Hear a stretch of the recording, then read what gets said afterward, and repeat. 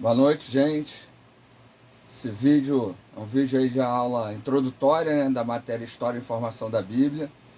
Estamos aí iniciando, né, o nosso ano letivo aí em 2022.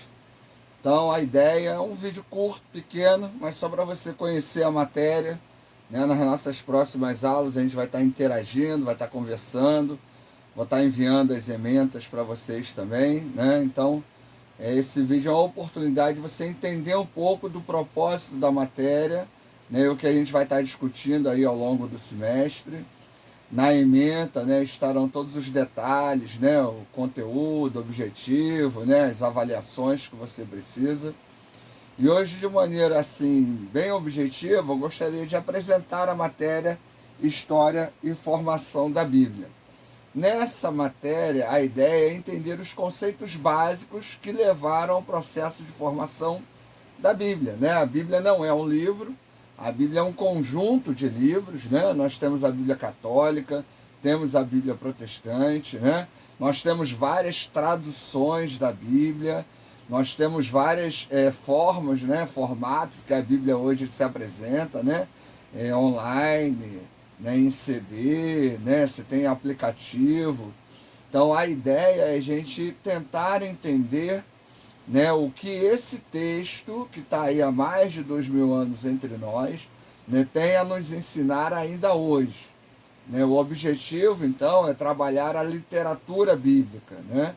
E a partir dessa matéria conhecer os princípios. Vocês terão outras matérias, Novo Testamento e Antigo Testamento.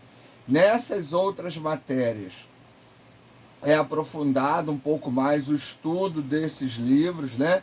Livros do Antigo e livros do Novo. E nessa nossa matéria, História e Formação da Bíblia, a gente tem uma visão geral, né? Nós temos os livros do Novo Testamento.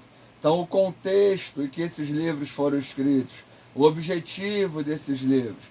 Temos os livros do Antigo Testamento, o contexto, o objetivo deles, os gêneros literários, as particularidades de cada um desses livros, né?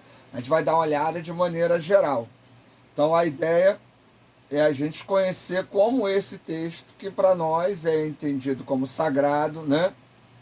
Processo de inspiração, né? Tem gente que acha que Deus falou, a pessoa foi lá e escreveu, né? Deus ditou diretamente aquilo que está escrito na Bíblia. Outros entendem que não, que o autor teve autonomia para escrever a partir da inspiração de Deus, mas influenciado pela cultura, pelo seu conhecimento, né? Teológico, né? Geográfico, científico da época, e isso levou os textos a serem escritos. Então, nós nessa matéria estaremos estudando as bases, né, desse processo de formação, partindo aí de algumas ideias, né? Primeiro, das línguas. Nós temos 3 línguas que formaram o texto bíblico: o grego, o aramaico e o hebraico. O hebraico e o aramaico no Antigo Testamento, o grego e o aramaico no Novo Testamento. Então, entender as particularidades desses idiomas, né? No seminário também vocês estarão estudando, ou já estudaram, né? Grego e hebraico. Isso tudo nos ajuda a compreender um pouco mais o sentido dos textos, né? As curiosidades que a língua nos traz, né? E como é importante entender o texto a partir do seu idioma original. Nós não temos os textos originais da Bíblia, mas nós temos capacidade, condições de estudar a língua original, que é o grego, no caso do Novo Testamento, o grego koiné, o grego falado no primeiro século da era cristã, e o hebraico bíblico, né, que não é o hebraico secular falado hoje em Israel, mas a linguagem falada na Bíblia, né, ela tem a sua particularidade, e isso para a gente é importante. Nós estaremos estudando um pouco sobre isso, né? Outra questão é sobre os gêneros literários. Você já leu o livro de Salmos, e quando você lê o livro de Salmos, não dá para ler da mesma maneira que você lê o livro de Mateus. O livro de Salmos é poesia, né? O livro de Salmos não tem doutrina, né? Não tem nada ali que diga, ó, faça dessa maneira, repita o que eu estou fazendo. Uma doutrina, geralmente, ela nos estabelece um comportamento, né? Uma repetição. Mateus. Mateus é um livro que fala sobre o ministério de Jesus. Né? Os evangelhos não são biografia, eles são livros que cada um da sua maneira, cada um com seu objetivo, cada um com seus autores, né, vão falar e dar a sua perspectiva sobre o ministério de Jesus. Então, ao ler o livro de Mateus e ao ler o livro de Salmos, eu tenho que entender que cada texto desse tem o seu contexto cultural, tem o seu ambiente, tem o seu objetivo e, muito particularmente, o seu gênero literário. Então, um evangelho, eu tenho ensinos, né? Eu tenho lições que são dadas ali através, né, da reprodução daquilo que o autor entendeu que era interessante deixar relatado. Mas nos salmos nós temos expressões de louvor, de lamento, de alegria, não necessariamente uma doutrina. Né? Por exemplo, muita gente pega o Salmo 2 e vai falar que você não pode falar mal do pastor porque lá está falando do ungido do Senhor. Lá não está falando do pastor, porque o pastor não é um ungido na linguagem de Salmos, e não está dando a doutrina em relação a isso. Né? Então, é um erro, né, falar isso usando o Salmo 2. Né? Então a gente precisa entender o livro, entender seu processo de formação e a forma como foi escrito, para que a gente possa ensinar e viver de maneira adequada o texto bíblico. Então, as línguas, os gêneros literários são coisas que teremos contato, né? Nós temos mitologias, temos lendas, temos apocalipses, né? Temos livros proféticos, entenderemos esses gêneros literários. Já adianto que o gênero literário da profecia não é adivinhação do futuro. Muita gente confunde, né, profecia com adivinhar o que vem depois, e não é isso. A profecia, ela se estabelece num tripé, né, de apelo à justiça social, denúncia do erro, né, e proclamação da vontade de Deus. Então isso designa um livro dentro do gênero profético, né, e a gente vai estar avaliando isso. Vamos estar tentando aí entender um pouco dos livros, né? Os 39 livros aí do Antigo Testamento, os 27 do Novo. Então tem uma visão geral, né, do conjunto desses livros. Nós temos livros proféticos, temos livros históricos na perspectiva de que eles apresentam uma história, né? Fazem uma narrativa. Não são livros de arqueologia, né? A gente vai aprender que a Bíblia não é um livro de arqueologia, mas é um livro de fé. Então é importante, né, nós, quando estudarmos esses livros, estarmos analisando dessa maneira. Muita gente quer provar a história do mundo através da Bíblia, né? É uma perspectiva. Nós também estudaremos as várias perspectivas de se analisar a Bíblia, mas é muito importante você já começar entendendo que a Bíblia é, acima de tudo, um livro de fé. E um livro de fé, ele tem o seu valor, tem a sua importância, né, para manter a fé, e não para dar provas arqueológicas ou históricas de eventos e acontecimentos mundiais antigos.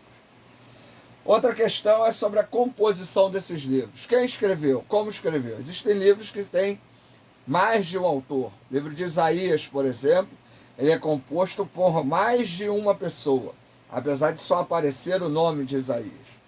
Os evangelhos também são escritos, né, por outras pessoas que não os apóstolos.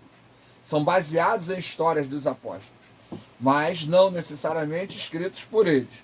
Lucas não foi apóstolo, ele escreve sim o seu evangelho, mas aqueles que é atribuído a Mateus e a João, eles não escreveram, mas foram os inspiradores. Entenderemos isso, né? Como que os livros foram compostos, como que esse processo de transmissão, né, desses textos chegou até nós, né? Tudo isso é importante. Também aí uma olhada sobre a questão das traduções, né? Nós temos vários tipos de Bíblia, né? Temos Bíblia anotada, temos a Bíblia Shed, temos a Bíblia Teb, tem a NVI, tem a Pentecostal, tem a Scofield. Então você tem várias versões. Cada uma dessas versões apresenta um tipo de tradução e a gente vai entender o porquê disso, né? Porque cada grupo de editores, cada doutrina, cada editora, né, vai olhar a língua original de uma maneira e a partir da sua doutrina, da sua teologia, vai fazer a sua tradução. Então, o estudante de teologia é importante ele conhecer a língua original, né? Não se deixar levar pelas Bíblias, né, com comentários. Bíblia de comentário é legal, ajuda, mas para o estudante é apenas um instrumento à parte. Né? Nós conheceremos os instrumentos, o material de pesquisa, né? Os comentários, as introduções, né? Os livros específicos, né? Os livros com temas específicos. Então a gente vai aprender a pesquisar isso também, né? O estudante de teologia precisa entender e aprender a pesquisar teologia, ensino religioso, né? Nós precisamos aprender a pesquisar, né? Hoje, lamentavelmente, as pessoas repetem muito. Ah, viu no YouTube, esses pastores famosos aí do YouTube, da televisão, que na maioria só falam besteira, aí todo mundo fica repetindo o que eles falam. Você vai olhar o texto original, você vai olhar, às vezes, até o contexto em português, não tem nada a ver. E às vezes repetimos conceitos e ideias só porque alguém dito famoso falou e aí acha bonitinho e está pregando e ensinando besteira por aí. Então nós estaremos estudando os caminhos para que você faça a sua pesquisa, para que você faça o seu estudo, né? E assim você possa chegar às suas conclusões. Então essa matéria tem esse objetivo aí, né, de estarmos avaliando, estudando, né, as várias versões e traduções da Bíblia, que é um caminho aí importante para o estudante de teologia. Então é isso, gente. É um videozinho curto, pequeno, né, apenas aí para apresentar algumas ideias. Eu espero que você curta aí esse semestre, que nós possamos aí aprender e nos divertir, né? Acredito que o estudo tem que ser algo que nos faça bem, que nos, né, nos anime, nos motive, né? Eu espero que você tenha muita dúvida, que a dúvida é que nos faz seguir em frente, né? Quem tem certeza não aprende nada, né? Então é a dúvida que nos faz estar sempre pesquisando, né? Então perguntando. Então a dúvida é que nos leva para frente, né? Aqueles que têm muitas certezas, que sabem de tudo, não precisa estudar, né? Já sabe de tudo, né?